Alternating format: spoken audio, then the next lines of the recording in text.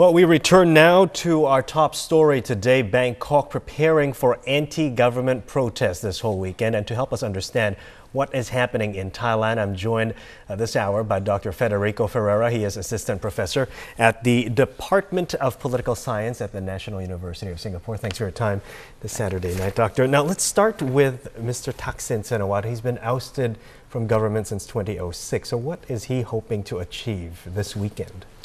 Well, what he wants to ultimately achieve is probably quite different from what he wants to achieve this weekend. I think his ultimate goal is to return to Thailand and rule the country.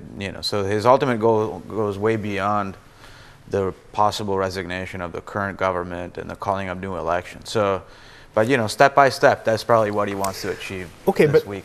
Even if he, manages to topple the government, assuming this weekend, he is not eligible to run as a prime minister with a conviction. That's correct. So that's exactly right. So he can only hope to come back one day and perhaps even be able to run the country if the conditions drastically change. That is, so long as his enemies in the military and the Privy Council still call the shots, there is no chance that Thaksin is going to be allowed back in and allowed to compete or participate in politics in any way. So the goal of the demonstrations is perhaps to weaken the grip that these institutions have on government in Thailand. Okay, 1 million man march. They're trying to do this by tomorrow. They're expecting up to 600,000 people at least. How much of a damage do you think that can have for the opposite government? Well, I would be surprised if they get anywhere near the 600,000 people. I think at the most they can probably hope for 250. Anything beyond that is going to be a stunning success. Now, even if you get 300,000 people on the streets, there are ways in which, if you use them properly, they can create a lot of disruption. And so for them, the end game is to demonstrate that the opposite government cannot govern. And 300,000 people, you could probably do that, especially because the red shirts count on the support of a lot of taxi drivers, and the taxi drivers can block traffic in Bangkok pretty effectively. Okay, so as you were saying, they might not be able to get the 600,000 if they get 250,000 and resort to violence. What can the government do then? Well, it looks like the government look, both sides have an interest in there being some violence.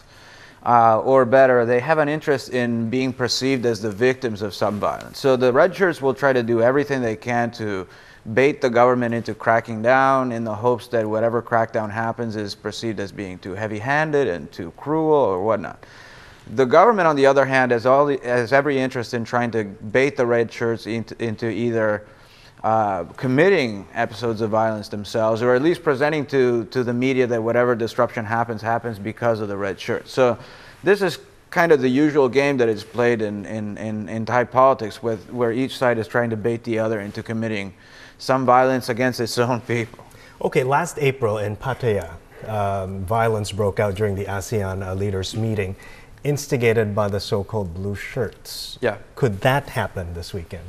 Well, look, I mean, all today, back and forth especially in the Thai language media, you hear both sides are sort of trying to accuse one another of sabotage, of having these very nefarious designs. And so what people in Thailand call the third hand, the intervention of the third hand is always possible. And people are talking about the blue shirts, the yellow shirts, the red shirts. Well, yeah, exactly. Well, the red shirts are already there, but so yeah, it's very possible that we might see something like that.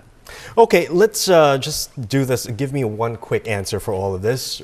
What will happen if the government rides out the protests?